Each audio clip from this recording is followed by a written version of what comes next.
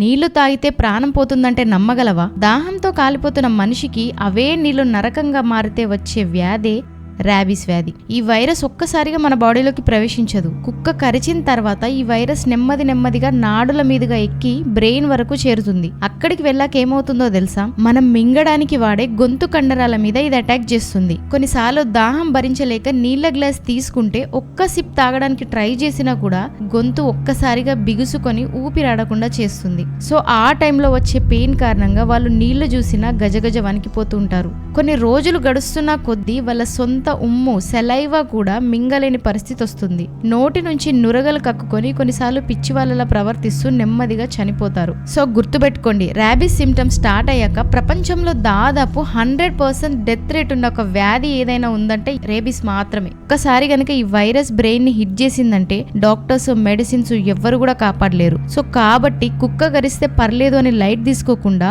Within 24 hours లో వెంటనే hospital కి వెళ్లి వ్యాక్సిన్ అండ్ ఇంజెక్షన్స్ పూర్తిగా పెట్టించుకోండి. సో నీ ప్రాణం నిజంగా నీ చేతిలోనే ఉంది.